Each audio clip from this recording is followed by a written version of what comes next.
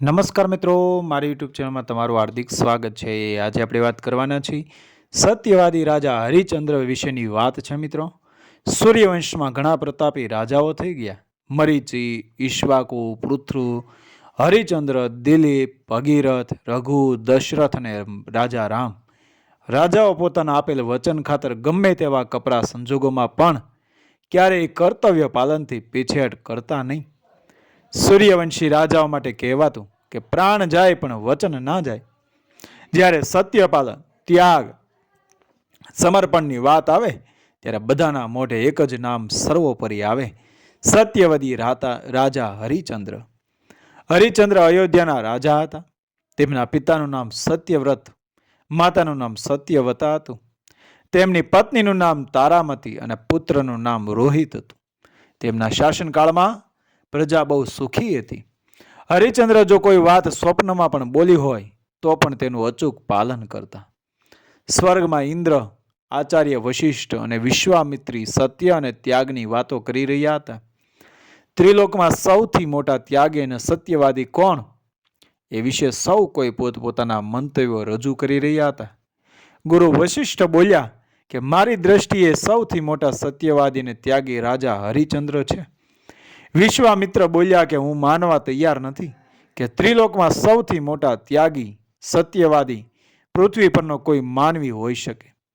ત્યારે વશિષ્ઠ બોલ્યા કે આપ સ્વયં તેની પરીક્ષા કરો।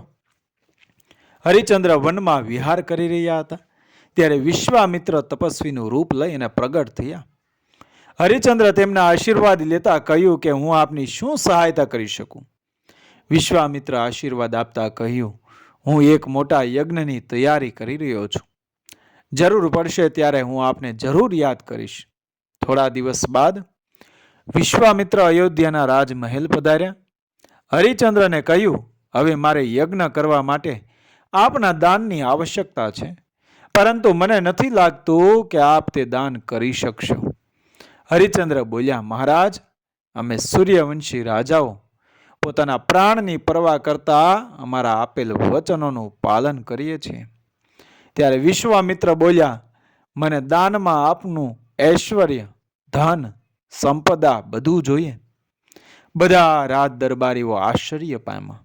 ત્યારે હરિચંદ્ર એક પલનો પણ સમય ગુમાવ્યા વગર કહ્યું, હું પંચતત્વોની સાક્ષીએ મારી સંપદા આપને દાન કરું છું।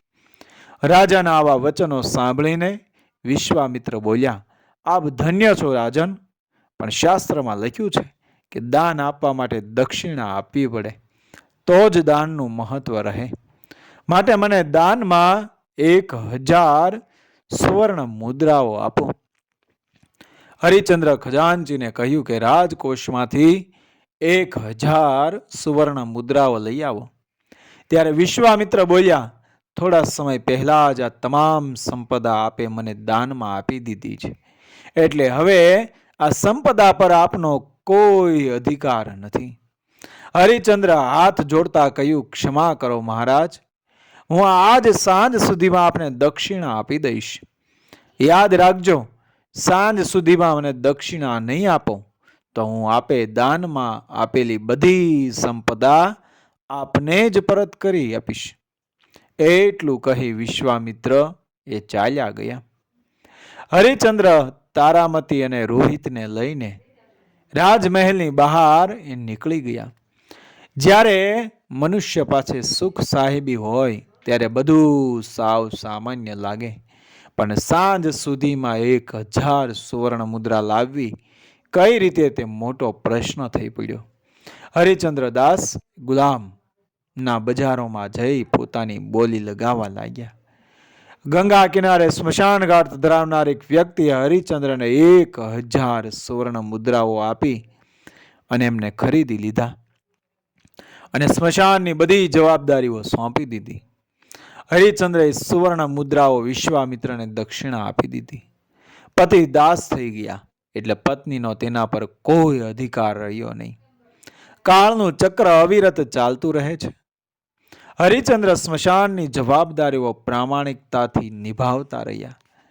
તારામતી રોહિત સાથે એ ઝૂંપડીમાં રહેવા લાગ્યા। તેઓને કોઈ ઓળખી ના શકે તેવી દયનીય દારૂણ સ્થિતિ થઈ ગઈ. હરિશ્ચંદ્ર અડધી રાતે એ સ્મશાનની વ્યવસ્થા જોઈ રહ્યા હતા. ત્યારે તેમણે એક સ્ત્રીના રુદનનો અવાજ સાંભળ્યો.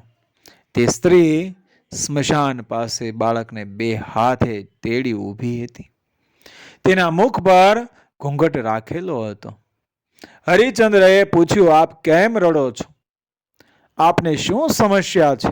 સ્ત્રીએ કહ્યું, મારો પુત્ર બહાર રમી રહ્યો હતો, ત્યારે આપ સાપે દંશ દેતા મારો એકનો એક પુત્ર મૃત્યુ પામ્યો છે.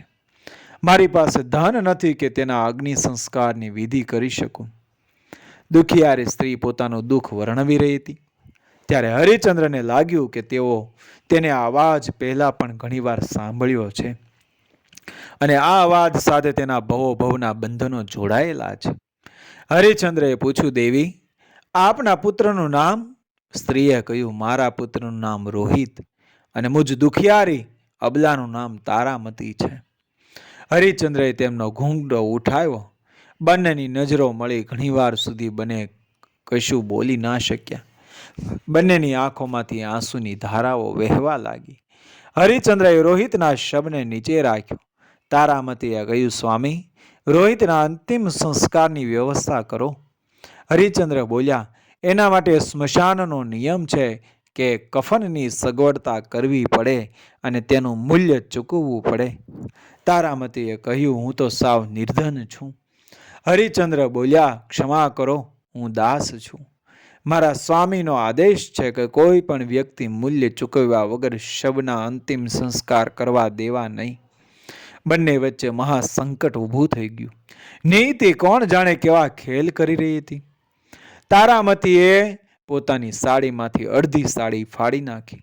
હરિશ્ચંદ્રને આપતા કહ્યું, હું શરીરે અડધી સાડી પહેરીશ અને અડધી સાડી પુત્રના કફન માટે એ લઈ જાઓ. ત્યારે આકાશમાંથી વીજળી ચમકી અને વિશ્વામિત્ર પ્રગટ થયા. તેમણે હરિશ્ચંદ્રને ગળે લગાવી લીધા અને આકાશમાંથી દેવતાઓએ પુષ્પ વૃષ્ટિ કરી. વિશ્વામિત્ર બોલ્યા, ધન્ય છો રાજન, આ બધી લીલાઓ માત્ર આપની ત્યાગ અને સત્યવ્રતતા માટેના ઉદ્દેશ્યથી હતી. હું આપના પુત્રને જીવનદાન આપું છું. આપના ધન, રાજ, વૈભવ, સંપદા આપને અર્પણ કરું છું. જગતમાં જ્યાં સુધી સૂર્ય પ્રકાશિત રહેશે ત્યાં સુધી આપની કીર્તિ, ત્યાગ અને સત્યવાદિતા અમર રહેશે.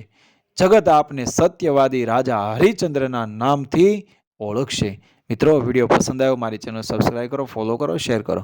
મળી આવી જ ઘટનાને પ્રેરણાદાયક વાર્તાઓ સાથે આપણા ઇતિહાસ સાથે મળીશું આગળના વિડીયોમાં. જય શ્રી કૃષ્ણ, રાધે રાધે, જય શ્રી રામ, જય શ્રી